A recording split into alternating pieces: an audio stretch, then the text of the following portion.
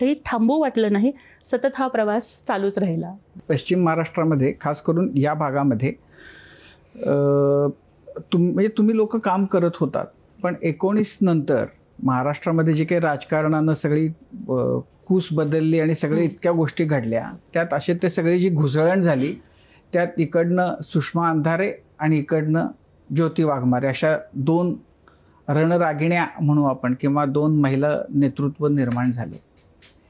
आता तुम्हाला त्यांची तिथं उणीव जाणवेल दिल्लीला? सुषमाताई या माझी अत्यंत चांगली मैत्रीण आहे.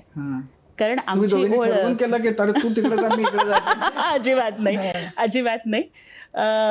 विद्रोही सांस्कृतिक संमेलन असेल किंवा आंबेडकरी चळवळी असेल, अनेक मंचावरती आम्ही एकमेकींना भेटलेलो आहोत.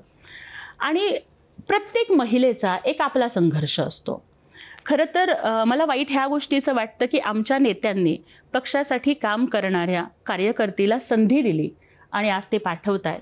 सुषमाताई त्यांच्या पक्षाचं काम करत आहेत, परंतु त्यांच्या नेतृत्वानं त्यांना संधी का नाही दिली, किंवा मग त्यांचं नेतृत्व कुठल्या व्यक्तीचं नाव पुढे आणण्यासाठी प्रयत्न करत होतं, हे सगळं आपल्याला माहितीच आहे. त्यांना माझ्या शुभेच्छा आहेत.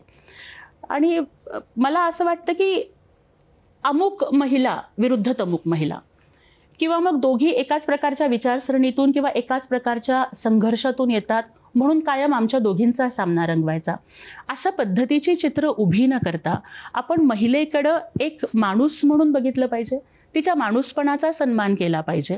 हा फक्त आता सुषमाताईंची जी काही विधानं वगैरे असतील, आई बसली वगैरे वगैरे, त्या संदर्भात मात्र मला वाटतं की आपण प्रत्येक जाती धर्माचा सन्मान केला पाहिजे. आपण कोणाच्याही धार्मिक भावना ह्या दुखावता कामा नयेत, परंतु त्यांनाही माझ्या शुभेच्छा आहेत.